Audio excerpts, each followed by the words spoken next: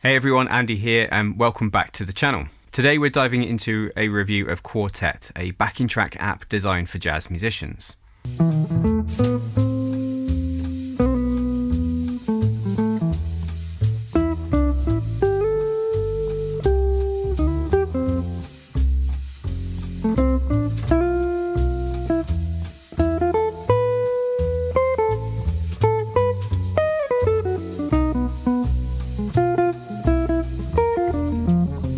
For years, my go-to backing track practice has been iReal Pro.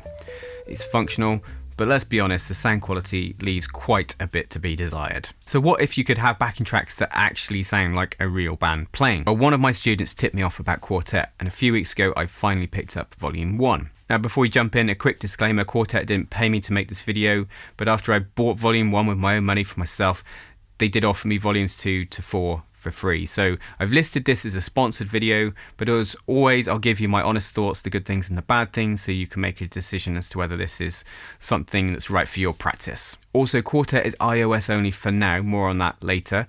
So Apple users only, I'm afraid. I've been using it on my phone and desktop. Now Quartet's big selling point is that their tracks are recorded by top tier jazz musicians. No MIDI instruments in sight. Now you might be thinking, yeah, but there are loads of real instrument backing tracks out there. True, but Quartet also packs in some seriously useful functionality that makes it more than just a playlist of recordings. So in this video, I'll show you how Quartet works, the features, what I love about it, and a few things I'm not so keen on. And stick around until the end for details on a competition to win access to Quartet. One of the things that struck me about this when I first used it was how each track is very sympathetic to the feel of the standard in question. It's not just like a blanket way of playing all the songs. As a result, it feels much more like playing over the song rather than just a set of chords. Take this Night in Tunisia for example.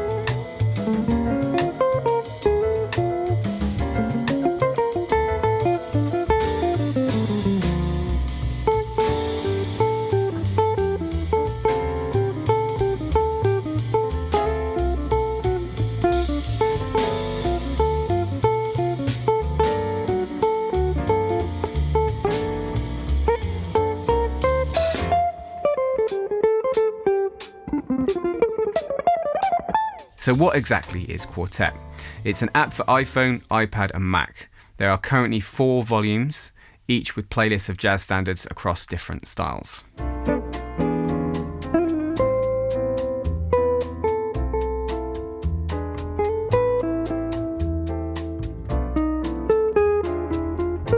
Here's how it works. You search for the song you want. You're then presented with a chord chart which animates in real time as the track plays.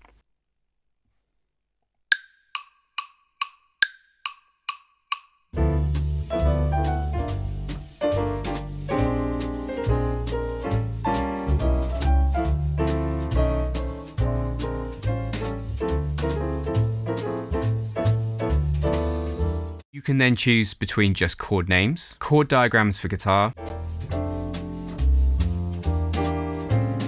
piano,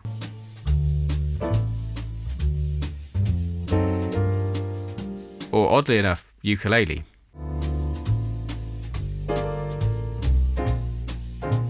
Sorry if this causes offense, but I can't be the only one who doesn't consider the ukulele a jazz instrument, right? You can then adjust the key,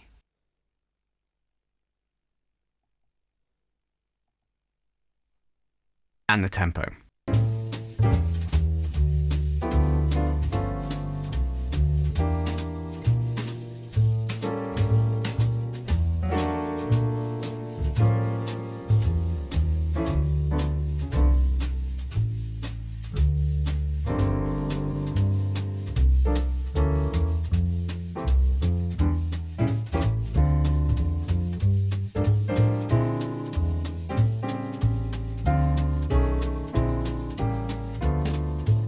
You can also choose to have a counting of 2 bars, 1 bar, or none.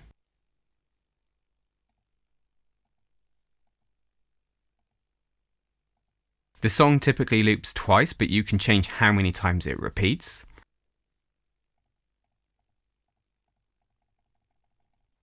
Not relevant for us guitar players, but there is the option to transpose for B flat and E flat instruments.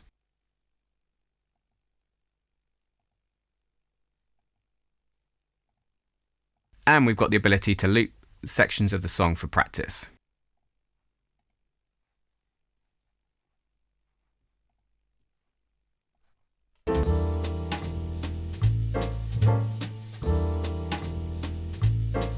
Something that's also very good is the intros. I would say they are musical and they suit the song. For instance, this intro for All of Me uses the last 8, which is something I would routinely do myself at a gig.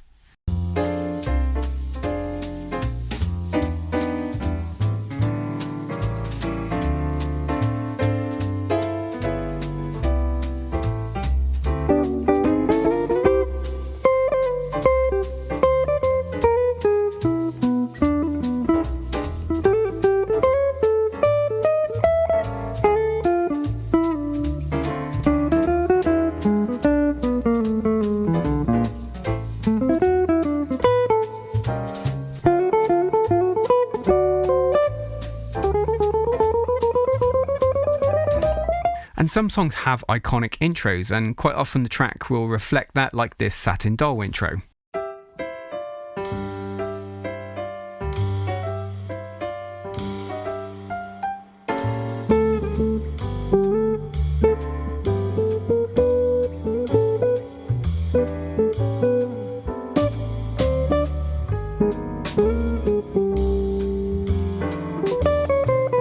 Something else I appreciate is the uptempo tunes, or the rippers. They have a great intensity to them. Check out this Caravan, it's very inspiring to play over.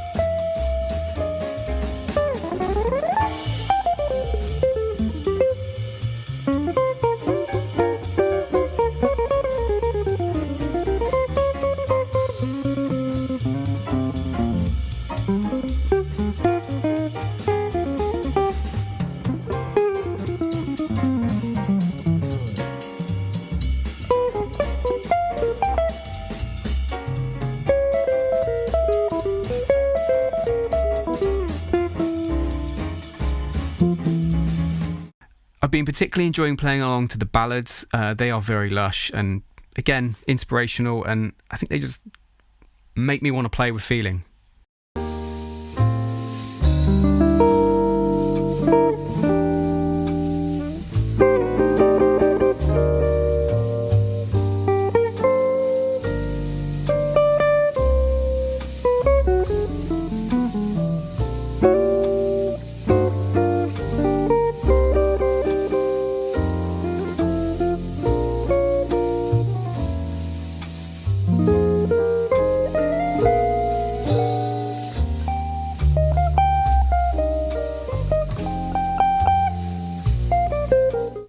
Another layer of musicality which I've noticed is pretty cool is on the swing tunes, the bass, when it's the first time around the changes when you play the head, does the classic 2 to the bar feel on beats 1 and 3, like this on Lullaby of Birdland.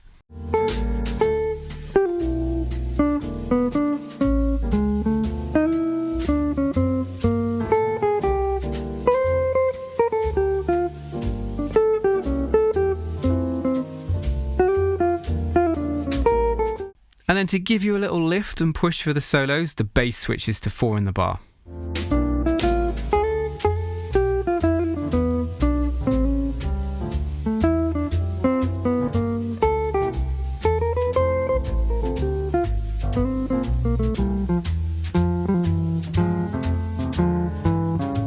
Now Now that is often how bands like to play tunes, and it makes it more interesting, more realistic playing experience, and it makes me play differently. Again, it's more inspiring. I find also that the tracks, they aren't square, they don't feel rigid and quantized like a MIDI backing track, resulting in a much more musical experience. Now some standards switch between different rhythms and feels. For example, a song like Green Dolphin Street goes from Latin to swing, and thankfully the track does that too.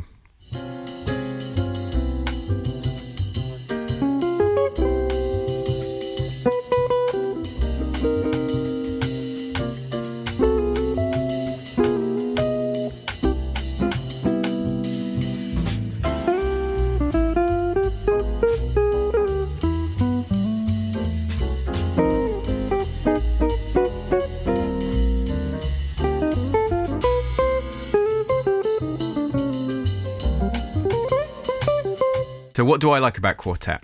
First, the tracks, they sound fantastic. It genuinely feels like playing with a live band, which is so much more inspiring than playing to MIDI sounds. Personally, I don't like playing to loopers, and this app basically fits the bill for giving me something to practice along to tracks. One of my absolute favourite features is the mixes. For each tune, you can select different instrument combinations. Different combinations of piano, bass and drums, or a quartet with guitar, piano, bass and drums, or a quartet with sax, piano, bass and drums.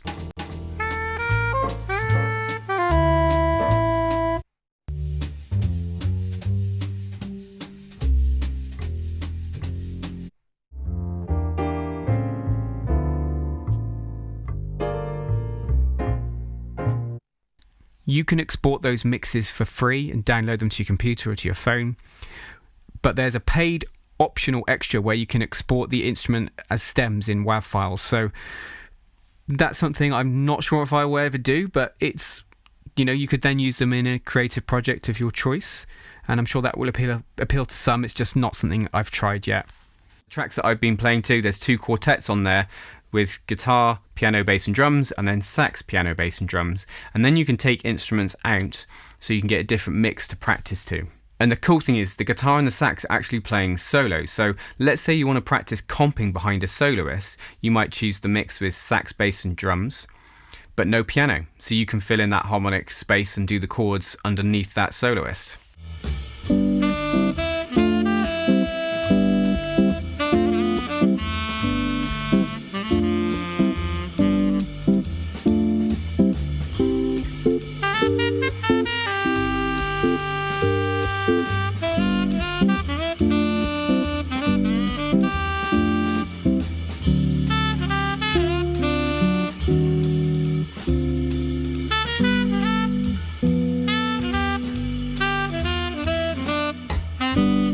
Obviously you might not want that soloing on there, so you take that out, you take out that sax or guitar, and then you've got that space to solo over. Before I get into some of the things I'm less keen on, just a quick mention about my Patreon page where I share jazz guitar lessons focused on playing standards, comping and soloing.